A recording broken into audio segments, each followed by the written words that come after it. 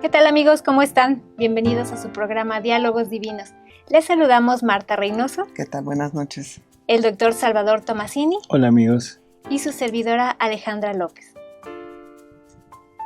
Bueno, pues este programa, tiene como finalidad algo que está ahorita muy en boga. Hablar de la necesidad de muerte de Jesús. Parece un tema como muy, ¿cómo diríamos? Como inútil. Y digo inútil porque, bueno, todos sabemos que Jesús vino a este mundo a morir, en fin. Sin embargo, ha habido ciertas dudas a este respecto. Se ha hablado incluso de que el Padre no mandó a su Hijo a morir. Esto sería totalmente, no sé cómo decirlo, pero es contradictorio a todo lo que Jesús nos ha revelado desde el Evangelio mismo. En el Antiguo Testamento, el hombre de dolores, en fin, todo aquello que se ha ido manifestando de lo que Jesús tenía que llegar a sufrir, y sobre todo la necesidad de que Jesús tenía de morir y de sufrir para lograr redimir al hombre. Ese es el punto principal. Entonces quisimos hacer este programa, para ir adentrándonos un poquito tanto en el Evangelio como en el Catecismo de la Iglesia y en los escritos de Luisa, para ir viendo poco a poco si realmente es o no es necesaria tanto el sufrimiento como la muerte de Jesús, ¿no? Si no logramos tener este concepto claro, entonces todo lo que le pasó a Jesús lo dejaríamos como una casualidad. Como algo inútil, ¿no? No, vamos a decir que no sería inútil porque Dios del mal saca el bien, pero lo dejaríamos como algo casual y que no era voluntad de Dios, sino que la voluntad de Dios era que Jesús viniera a convivir con nosotros y a convertirnos por medio de su palabra, y que con eso hubiera sido suficiente. En realidad, creo que esto es un punto de vista en donde se omite prácticamente todo el rehacer al hombre. La redención consta de varias ramas, varios puntos. El primero y el principal era rehacer al Padre del amor y de la gloria que le había sido defraudada, porque el hombre no había dado ni el amor ni la gloria que el Padre merecía por todo lo que había hecho. Pero aquí necesitamos recordar las palabras del Génesis. Las palabras del Génesis son que la prueba que le dan a Adán son que no coma del árbol del conocimiento del bien y del mal. No nos vamos a detener ahí porque ya hemos hablado mucho sobre eso, sino que el hombre se ocasionó una muerte en él a la vida divina. Dios quería participar su vida con la vida del hombre, fundidos juntos, para que el hombre tuviera la oportunidad de poder tener una vida divina igual que él. Fuimos creados a imagen y semejanza de Dios en su Hijo Jesucristo, para poder llegar a compartir realmente esa relación de amor que Dios quería tener. Recordemos, Dios es amor. Por lo tanto, lo único que Dios quiere y lo único que Dios sabe hacer es amar. Pero no había a quien amar en el exterior, en el adextra de Dios. Por lo tanto, ahora la criatura, la finalidad es esa exactamente. El que Dios pueda tener esa oportunidad de poder amar en el adextra y de ser amado por una criatura a la par de Él, para que el amor que se le entregara, la gloria que se le entregara, todo fuera, pero en la misma medida de lo que Él da. Así que necesitamos entender que el hombre le dio muerte muerte a esa divina voluntad en él. No a la divina voluntad, no a la vida divina que querían formar, sino en él es donde le dio muerte. Vamos a irlo leyendo también dentro de los escritos de Luisa. Pero ahora, para revertir eso, ahora Jesús tiene que venir a este mundo a pagarle al Padre en amor y en gloria. Tiene que venir a conseguirle el perdón al hombre para que el hombre pueda ser redimido y pueda acceder nuevamente a la gracia para poder entrar en relación con Dios. Pero ahí todavía no está completo. Ahí no es el hombre creado por Dios todavía. Le faltaba esa parte de formarlo como Él y de rehacerlo. ¿Qué se necesita para rehacerlo? Muy sencillo. El hombre era uno con Dios. Su voluntad humana y su voluntad divina iban a la par. Cuando la voluntad humana de Adán decide actuar por su propia cuenta sin la unión con la divina, se cruza y forma la cruz de la divina voluntad en él. Le da muerte, como dijimos, a la vida divina en él. Para revertir eso se necesita darle muerte a la voluntad humana, al acto de la voluntad humana, para darle vida al acto de la voluntad divina. ¿Y eso cómo se podría hacer si el hombre no lo quiere hacer? El hombre no está dispuesto a hacerlo, es más, el hombre ni siquiera lo sabe. Por lo tanto, el único que podría haber hecho esto, porque era el único que sabía y era el único que tenía vida divina en él, para darle muerte a la voluntad humana, al acto de la voluntad humana, y volver a poner como punto principal el acto de la voluntad divina, es Jesús.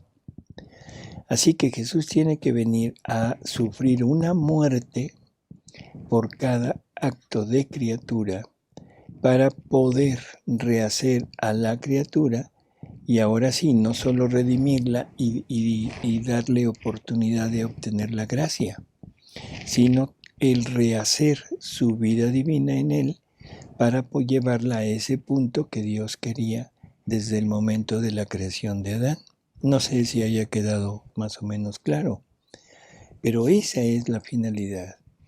Por lo tanto, el hecho de hablar de que no es necesaria, no era necesaria la muerte, definitivamente es un tergiversar la vida, tergiversar la vida de Jesús, tergiversar lo que fue el hombre, lo que hizo el hombre y sobre todo, ¿quién es el hombre?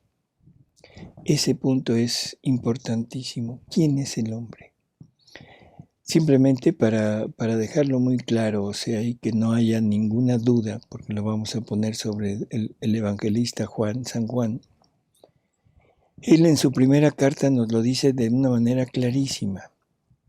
Nos dice que ya somos hijos de Dios y eso lo logró a través de la redención, a través de todo el sufrimiento, de todo lo que pasó.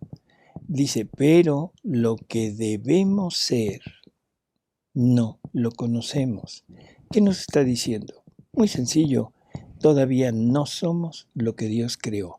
Ya alcanzamos el estatus de hijos de Dios, pero todavía hay algo más allá. Y ese algo más allá, nos dice el mismo San Juan, eso que no conocemos, lo sabremos cuando Jesús se manifieste tal cual es. Y entonces lo veremos y sabremos lo que debemos ser. Así que creo que con esta pincelada, podemos entender que la muerte de Jesús era necesaria. Aparte de todas las profecías, de todos los anuncios, de todo lo que vamos a ir viendo, era necesaria y era querida por el Padre, querida por el Padre. Jesús no viene a disponerse a la voluntad del hombre, ni a someterse. porque eso hubiera sido casual. eso hubiera sido totalmente estar en manos del hombre, y entonces la redención no hubiera estado en manos de él, sino hubiera estado en manos del hombre. Qué tremendo que el hombre sea el que se redima a sí mismo a través de matar a Jesús. O sea, no, definitivamente no. Le quitamos la obediencia a Jesús. Fue tan obediente hasta aceptar la muerte de cruz. Y la obediencia no es al hombre, la obediencia es a su Padre. En fin, vamos a ir entrando en este terreno y vamos a empezar con el Evangelio. En Mateo capítulo 16 se lee: Desde entonces comenzó Jesús a manifestar a sus discípulos que él debía ir a Jerusalén y padecer mucho por causa de los ancianos, de los príncipes, de los sacerdotes y de los escribas, y ser llevado a la muerte y resucitar al tercer día. Pedro. Esto es un anuncio muy claro a lo que venía. Ahora, para todos aquellos que lo dudan, para todos aquellos que incluso lo niegan, son las siguientes líneas.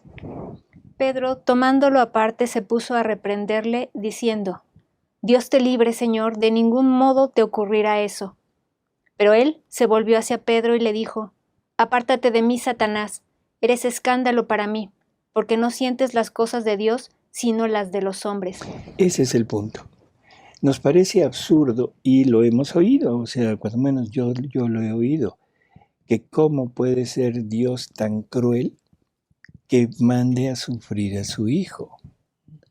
O sea, qué tremenda distorsión tenemos.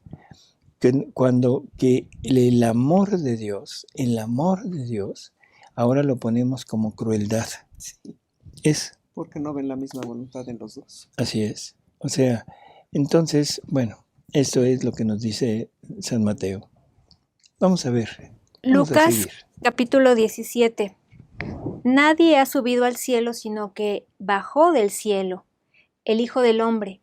Y como Moisés levantó la serpiente en el desierto, así tiene que ser levantado el Hijo del Hombre, para que todo el que crea tenga por él vida eterna. Un anuncio, un preanuncio de la crucifixión de Jesús. Si no es así, entonces yo no sé qué está diciendo.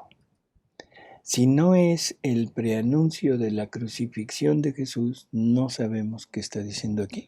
¿Sí? En fin. Ahora vamos al catecismo. En el Catecismo de la Iglesia Católica, en el numeral 440, dice: Jesús acogió la confesión de fe de Pedro, que le reconocía como el Mesías, anunciándole la próxima pasión del Hijo del Hombre. Reveló el auténtico contenido de su realeza mesiánica en la identidad trascendente del Hijo del Hombre, que ha bajado del cielo, a la vez que en su misión redentora como siervo sufriente. El Hijo del Hombre no ha venido a ser servido, sino a servir y a dar su vida como rescate por muchos. Por esta razón, el verdadero sentido de su realeza no se ha manifestado más que desde lo alto de la cruz. Solamente después de su resurrección, su realeza mesiánica podrá ser proclamada por Pedro ante el pueblo de Dios. Sepa, pues, con certeza toda la casa de Israel, que Dios ha constituido Señor y Cristo a este Jesús, a quien vosotros habéis crucificado. A la vez que en su misión redentora como siervo sufriente, ¿sí? El Hijo del Hombre no ha venido a ser servido, sino a servir y dar su vida como rescate por muchos. Creo que es clarísimo. Uh-huh.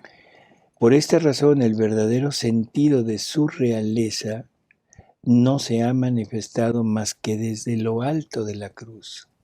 Por supuesto, ¿cuál realeza encontramos en Jesús si no es en el trono de la cruz?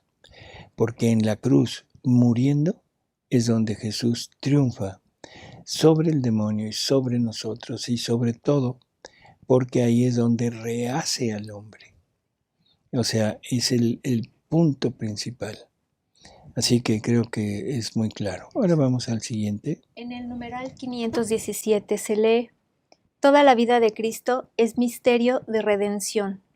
La redención nos viene ante todo por la sangre de la cruz. La redención nos viene ante todo por la sangre de la cruz. ¿Cómo podría decir esto si el sufrimiento, el martirio de la cruz hubiera sido voluntad del hombre?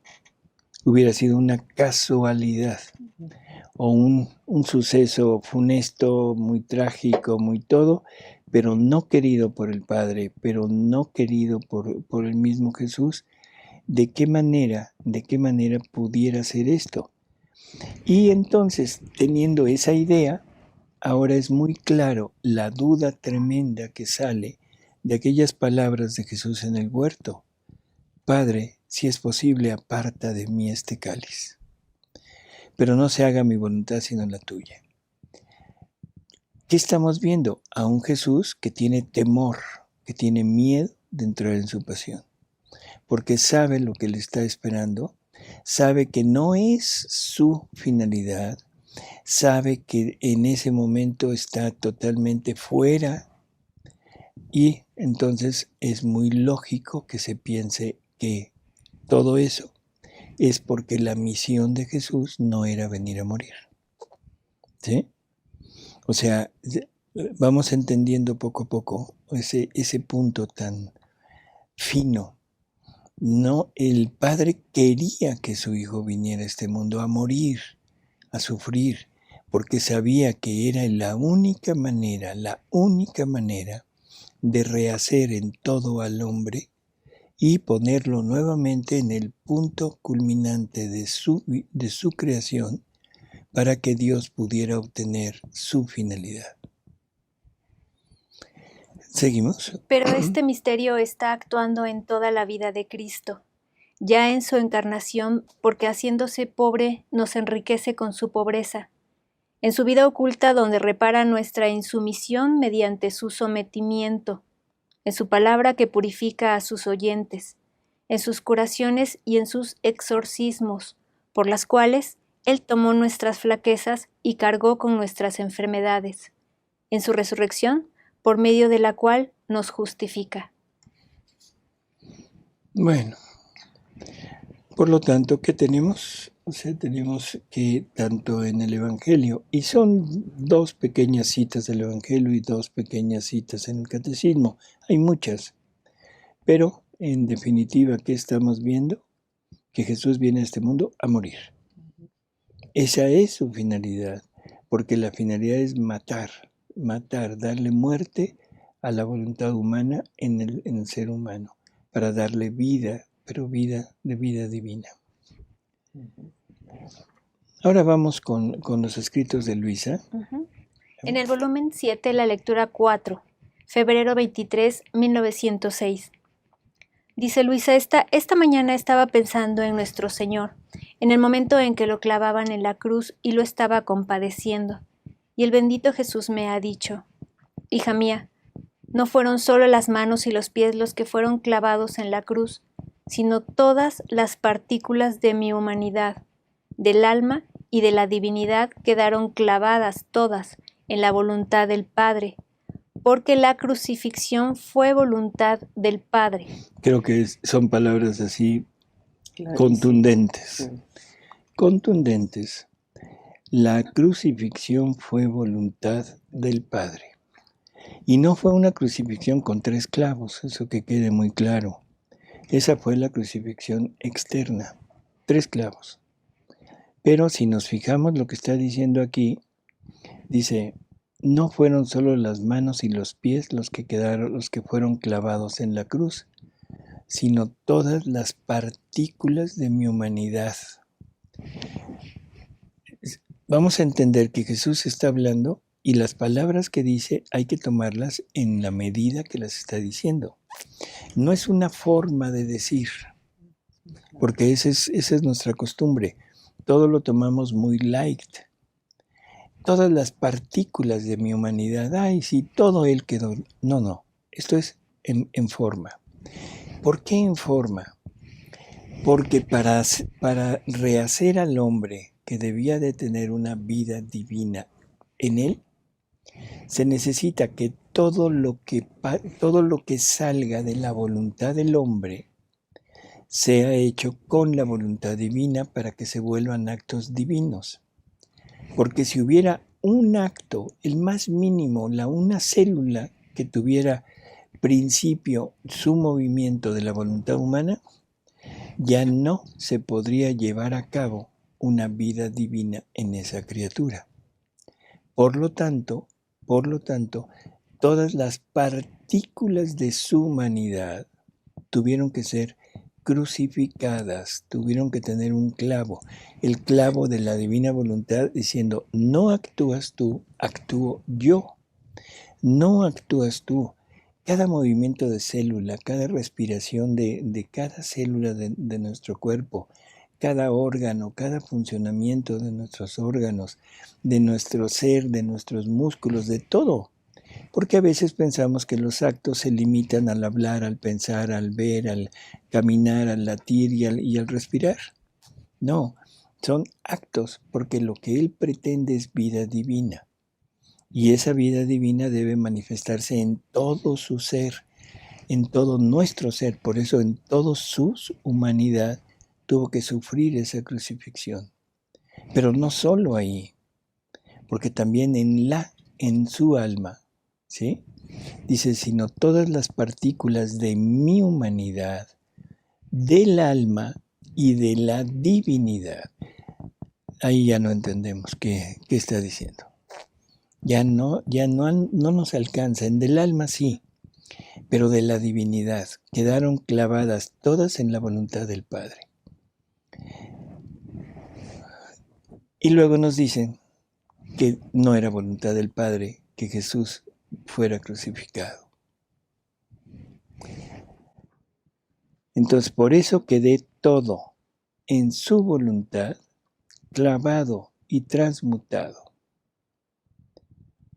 Esto era necesario porque ¿qué cosa es el pecado sino un retirarse de la voluntad de Dios, de todo lo que es bueno y santo que Dios nos ha dado, creerse por sí mismo algo y ofender al mismo Creador?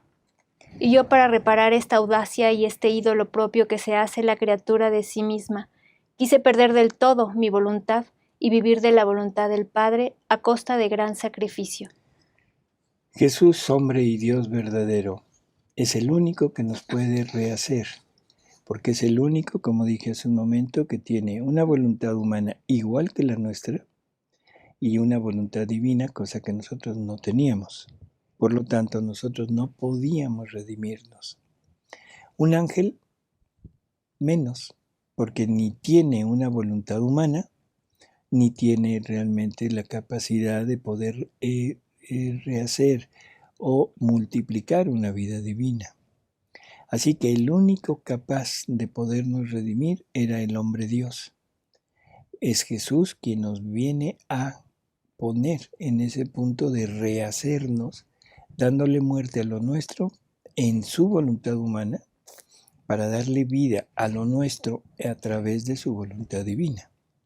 Pero para eso se requería el matar la voluntad humana. Ahí es donde Jesús murió. Aquí Jesús nos da una clave de lo que es el pecado, porque todo el mundo pensamos a lo mejor cosas diferentes de lo que es el pecado, y aquí Jesús lo dice. ¿Qué cosa es el pecado sino un retirarse de la voluntad de Dios? Esa es una definición perfecta de pecado, porque la dijo Jesús. Entonces, si tomamos eso en cuenta, veremos que nuestra vida es pecado. Que no está en la unión con Dios. Hay una lectura en los escritos de Luisa donde Jesús dice, el querer humano es pecado. Así, tal cual. El querer humano es pecado. El querer es el acto.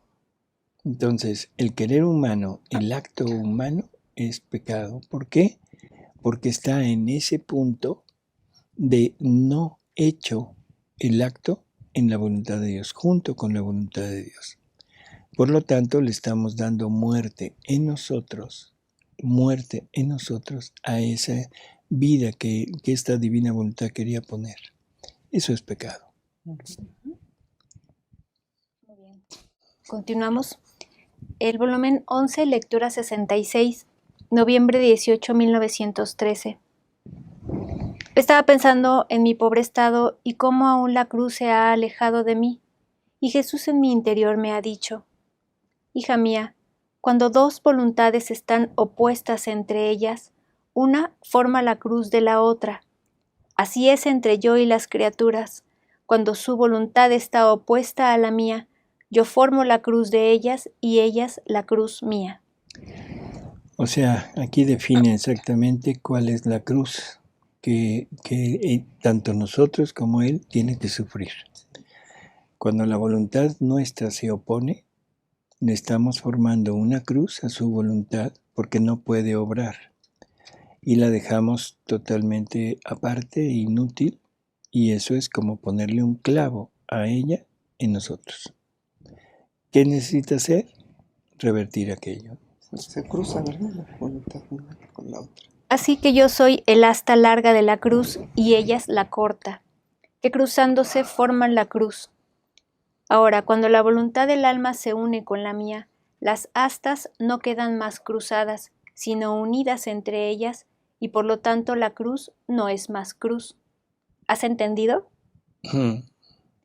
Y además, yo santifiqué a la cruz, no la cruz a mí. Así que no es la cruz la que santifica, es la resignación a mi voluntad lo que santifica la cruz. Por lo tanto, también la cruz tanto de bien puede obrar por cuanta conexión se tiene con mi voluntad.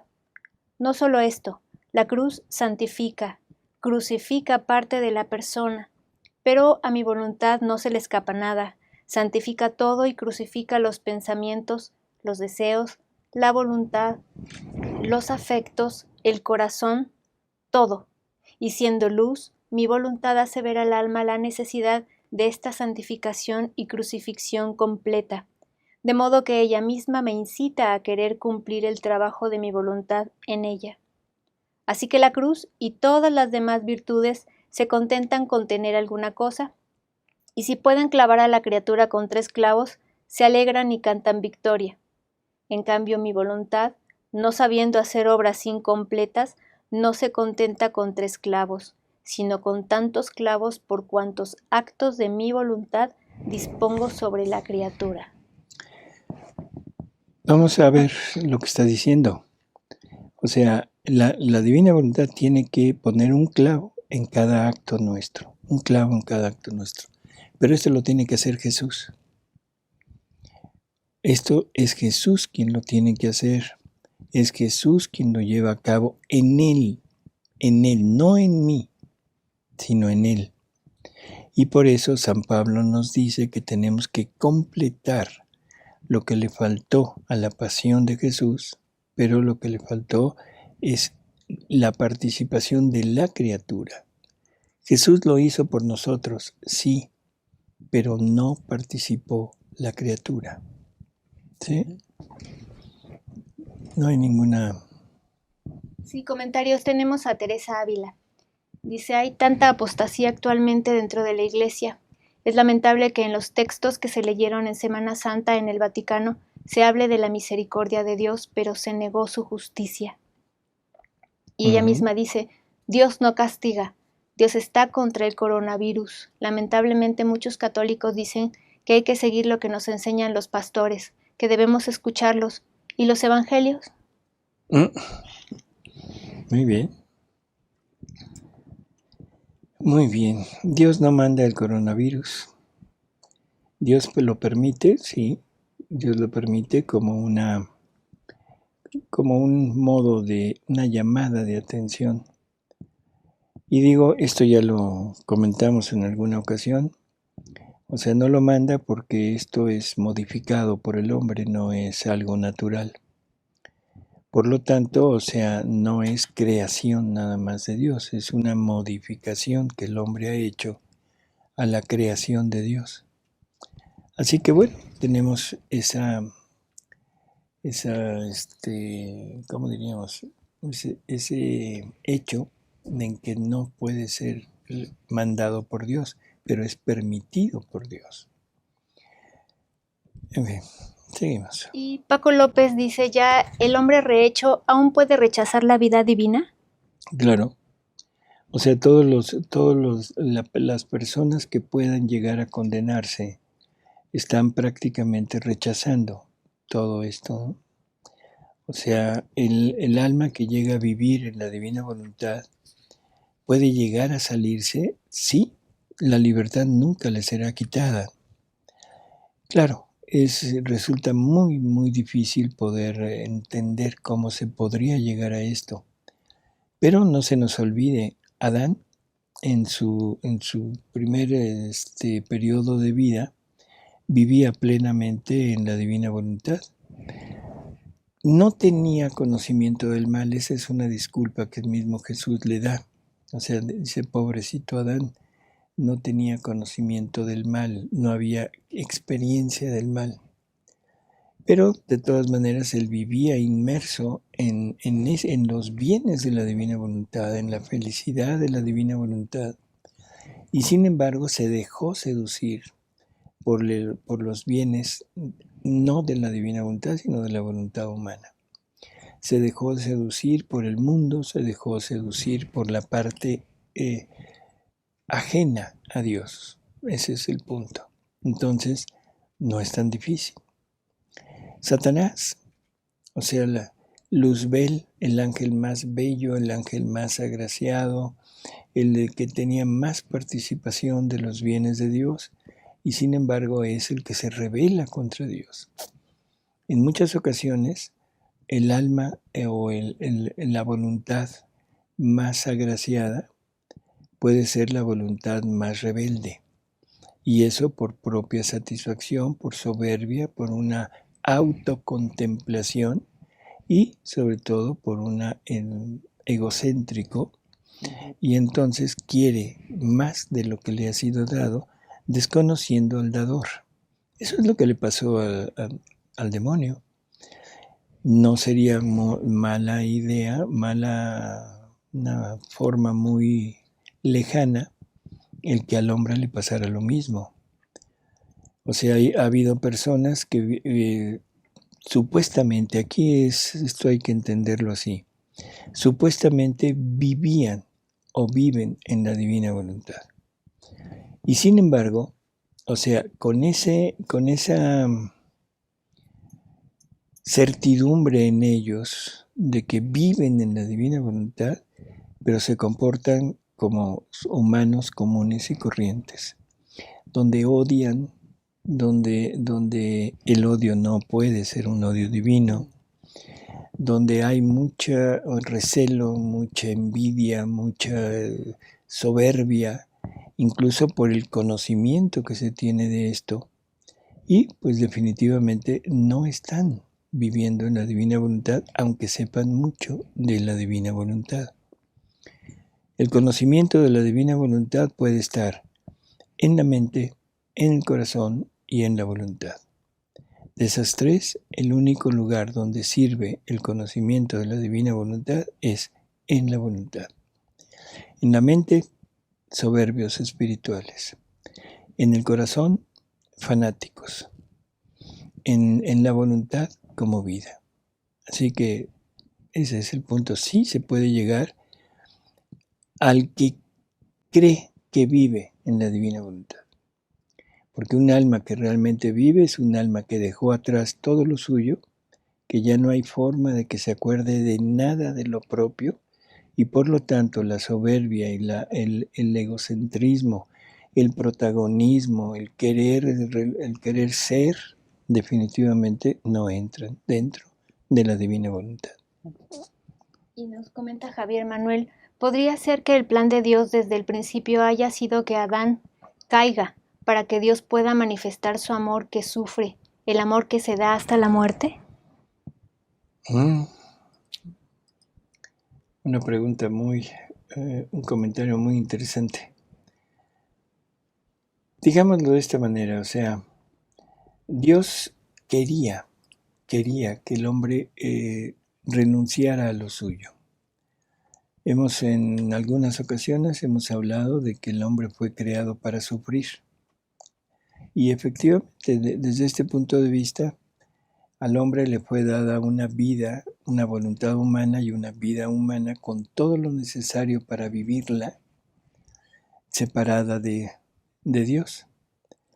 Pero Dios quería el sacrificio de renunciar a lo propio para obtener la parte mayor, que era la participación de todo lo de Él. Por lo tanto, el hombre tenía esa partecita. En los escritos de Luisa hay cosas que a veces nos hacen pensar mucho, porque dice, el conocimiento del mal es necesario. Y hablando de la Virgen, dice, le fue mostrado el mal allá en el momento de la creación de su alma. Y sabemos que la Virgen tuvo una prueba, que tuvo que ser redimida, pero todo eso es en el momento de la creación de su alma. Luisa en alguna ocasión le dice a Jesús que ella no quisiera saber de la voluntad humana, pero Jesús le dice, es necesario conocerlo. Aquí tendríamos que entrar en un tema muy discutido, muy discutido, y definitivamente el hombre tenía que conocer el mal, pero tenía que conocerlo no en carne propia, sino a través de otro.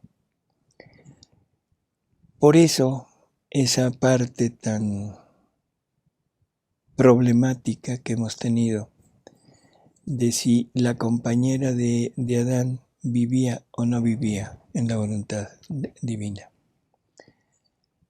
En fin, el hombre tenía que conocer el mal, definitivamente.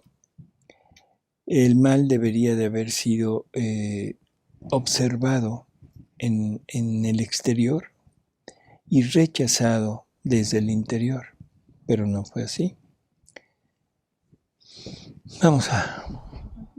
¿Continuamos? Uh-huh. Volumen 16, agosto 13 de 1923. Dice Jesús, la redención podría decir que me costó poco. Habrían bastado mi vida externa, las penas de mi pasión, mis ejemplos, mi palabra, y la habría hecho en muy poco tiempo. Pero para formar el gran plano de la voluntad humana en la divina, para unir todas las relaciones y vínculos por ella despedazados, debí poner todo mi interior, toda mi vida oculta, todas mis penas íntimas, que son de más duración y más intensas que mis penas externas. O sea, aquí nos está dando un punto que es importante. Hay dos etapas, ¿sí? La redención, el perdón, conseguirle el perdón al hombre. Eso aquí dice que hubieran bastado su vida externa y las penas de su pasión. Hay otra lectura donde dice que una lágrima o una gota de sangre hubiera sido suficiente. Pero para rehacer al hombre se llevó la friolera de toda su vida. Porque también existe esa idea de que ¿por qué tanto tiempo tuvo que estar Jesús aquí en este mundo? En realidad fueron 34 años, 33 de vida externa y el embarazo, o sea, casi 34 años. Y sin embargo, o sea, Jesús nos dice que el resurgimiento del hombre, el resurgimiento de ese hombre tal y como había sido creado, fue lo que lo llevó a sufrir toda su vida desde el momento mismo de la encarnación. Qué casualidad que en los escritos de Luisa, en la novena de la Navidad, Jesús nos habla de su corona de espinas, de sus clavos, de los flagelos que está sufriendo desde que está encarnado en el vientre de María.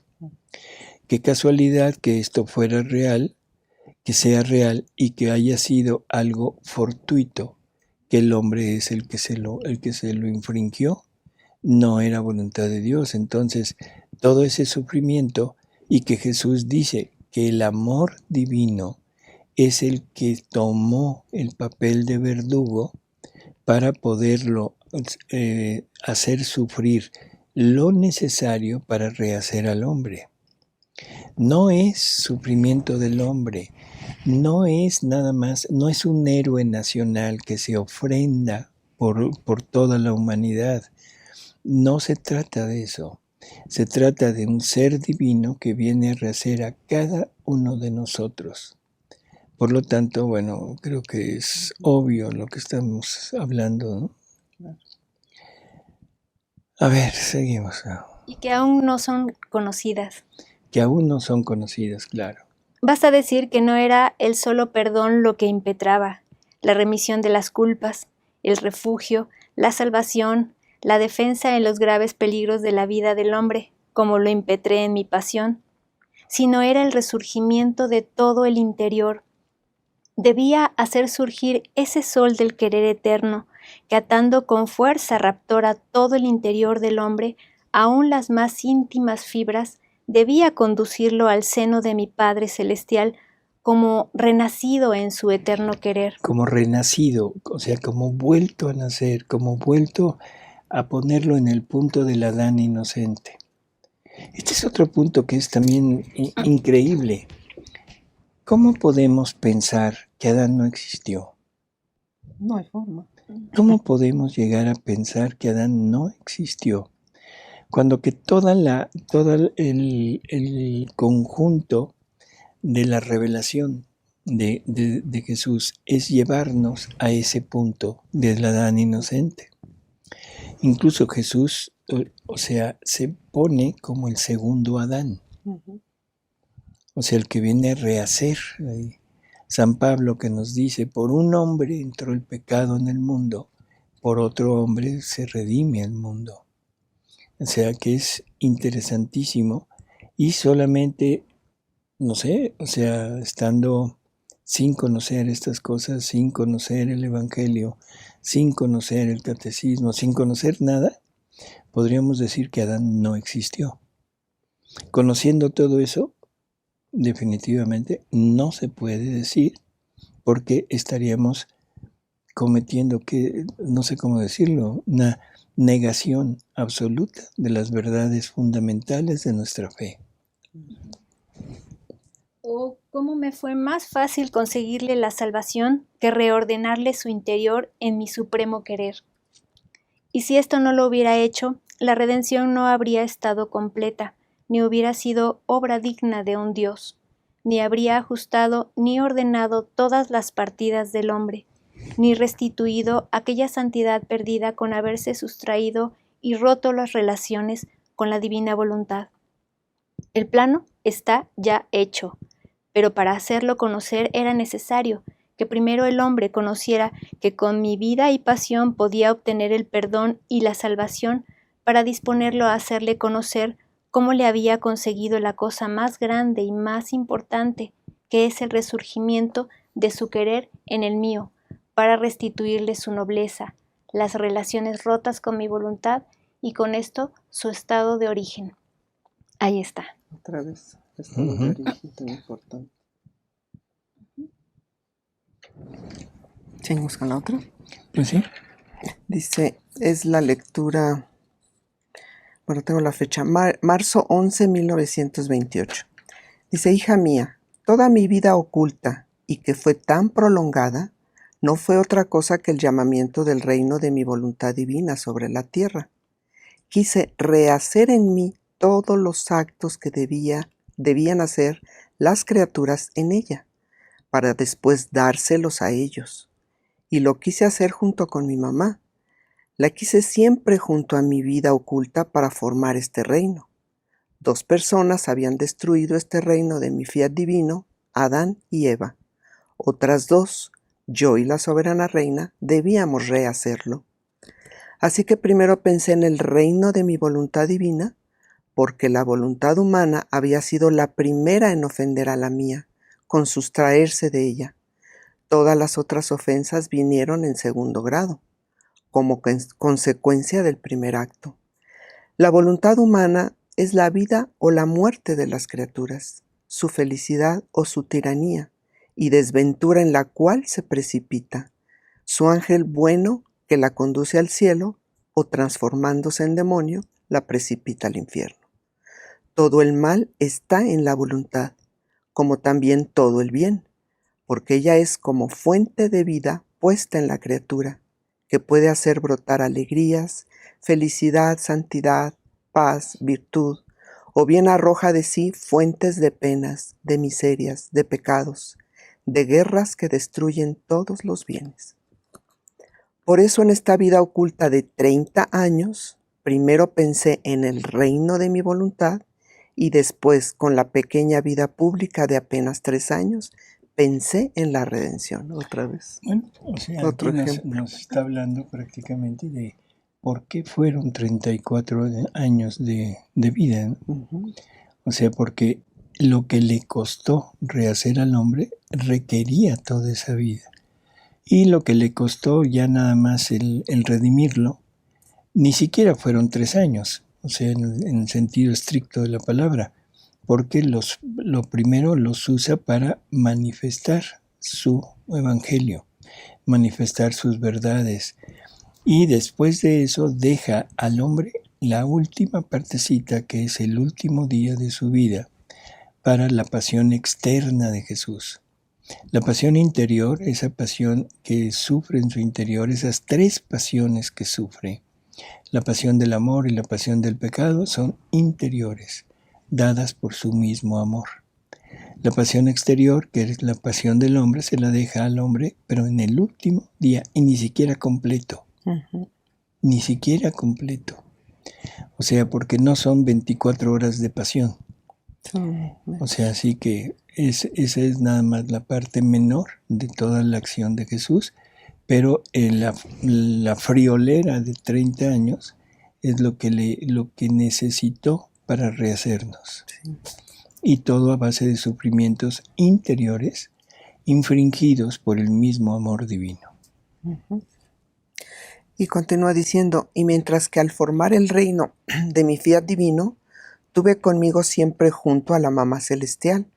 En la vida pública no la tuve, al menos su presencia corporal, porque para el reino de mi fiat me constituía yo rey y a la Virgen reina, para ser primero yo y después ella el fundamento del reino, destruido por la voluntad humana. Mira entonces cómo el reino de mi querer divino, por necesidad, por razón y por consecuencia, era formado con mi venida sobre la tierra en primer orden. No habría podido formar la redención si no hubiese satisfecho a mi Padre Celestial del primer acto ofensivo que le había hecho la criatura. O sea, Muy claro. también es muy claro, ¿no? Muy claro. Vamos ¿A la a última? leer en la siguiente. Ujú. Dice, del volumen 33, mayo 6, 1934. Y nos dice, para sanar al hombre se requerían mis penas, para darle la vida se requería mi muerte. Es punto final. Para sanar al hombre se requerían las penas, el sufrimiento, los flagelos, la corona de espinas, los insultos, todo lo que él pasó, ¿sí? Tanto interior como exterior.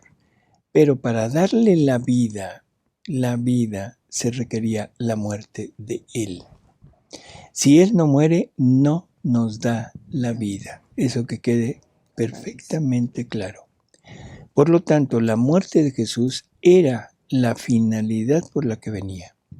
La muerte de Jesús es voluntad del Padre, porque Él sabe que esa es la única manera de poder llevarnos nuevamente a ese punto de la creación del hombre. Era necesario. Era necesario, no había otra. forma. Así que por favor vamos a ir armando este cuadro y no volver a pensar que esto no era la voluntad del Padre. Eso hubiera sido totalmente, no sé cómo decirlo, o sea, no había forma de que la voluntad del Padre no se cumpliera en Jesús, y era dejar a Jesús al libre arbitrio, a la libre voluntad que los hombres le hicieran lo que quisieran. Sí.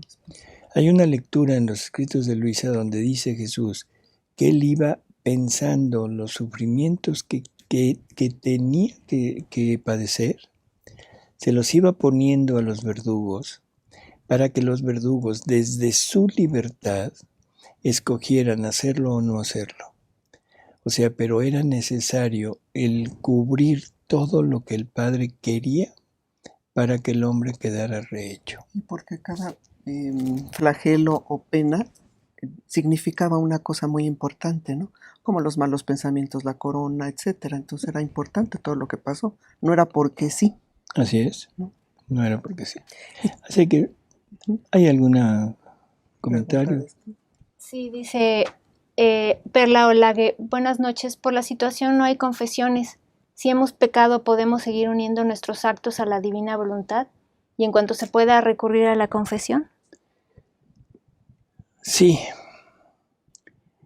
Esto ya lo hemos comentado en otras ocasiones. Jesús dice que si el alma, sabiendo, o sea, queriendo unir su acto al acto de la voluntad divina, que como ese acto es el más grande, lo que más gloria le da y todo, si el alma está manchada, Él la purifica, si está, la tienen como amarrada los defectos humanos, Él los rompe. Si está circundada por el pecado, que serían como espinas, Él las quita. Esto sería para poder vivir nuevamente en la divina voluntad, o sea, poder seguir actuando en la divina voluntad. Eso es lo que se infiere de esa lectura. De ahí en fuera, eso es para llegar otra vez, para estar nuevamente unido o hacer actos en la divina voluntad. Para poder llegar a recibirlo sacramentalmente, necesitamos confesarnos, el sacramento de la reconciliación. Eso es lo que podríamos más o menos decirle, ¿no? Uh-huh. Dice Rosalba, ¿el estar en divina voluntad no nos exime de tener malos pensamientos momentáneos?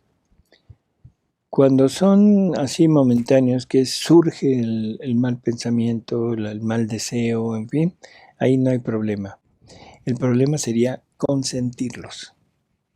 O sea, lo que podemos, lo que sale así de inmediato, no hay problema. Pero en el momento que sale hay que rechazarlo. Si lo consentimos, ahí ya se origina la culpa, ¿no? La falta. Dice Yolanda, buenas noches, Adán no conocía el pecado porque no pidió perdón.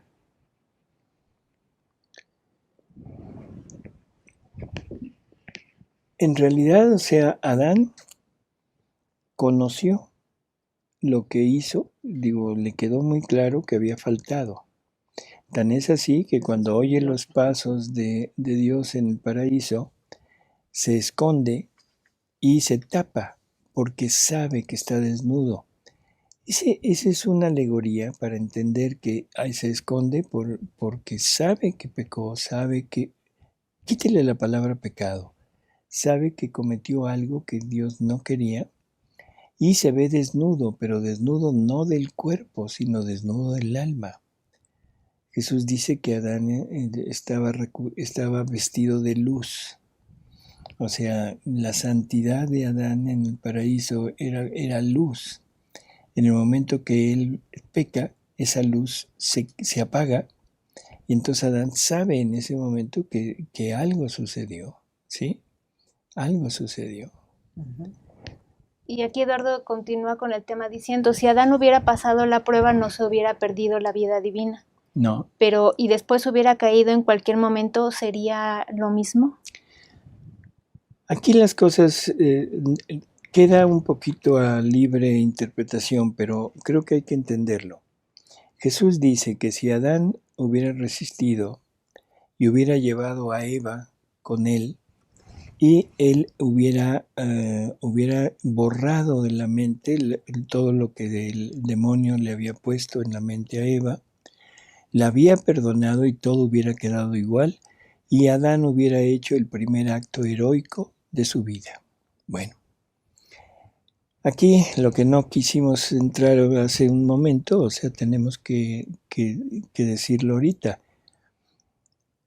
Eva no vivía en la divina voluntad.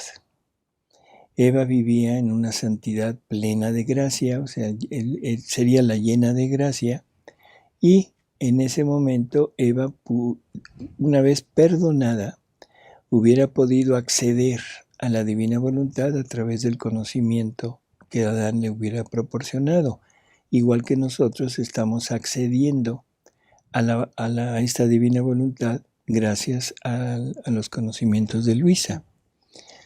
Así que bueno, o sea, sí tuvo conciencia perfecta de que había, quítele la palabra pecado, porque quizá no en ese sentido, pero sí de haber desobedecido, sí de haber faltado, y sobre todo se vio desnudo de todos los bienes que la divina voluntad, o sea, le proporcionaban antes, ¿no? Hay un comentario del padre Dengo. Sí, dice el padre. Muchísimas gracias. La bellísima meditación que se va entretejiendo en el programa nos dispone a todos a vivir ya la gloria del resucitado, adhiriéndonos totalmente a su divina voluntad.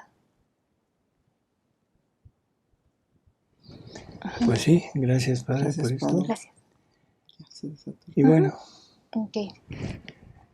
Pues amigos, muchas gracias por haber estado con nosotros. Espero que pues haya servido de algo esta pequeña reflexión de la necesidad de la muerte y sufrimiento de Jesús, y sobre todo de que esa era la voluntad del Padre. No era ajeno a su voluntad, sino era la voluntad expresa del Padre. Gracias, Martita. Gracias, Ale. Gracias, doctor. Y nos oímos en el próximo programa. Gracias. Hasta luego. Gracias, amigos, por todos sus comentarios desde Colombia, Perú, Estados Unidos. Y sí tomamos en cuenta sus comentarios, nada más que luego se nos va un poquito el tiempo y no podemos leerlos todos, pero en el programa también de Verdades Divinas vamos a despejar algunas de sus preguntas. Muchas gracias por su participación en este que también es su programa. Hasta luego, amigos.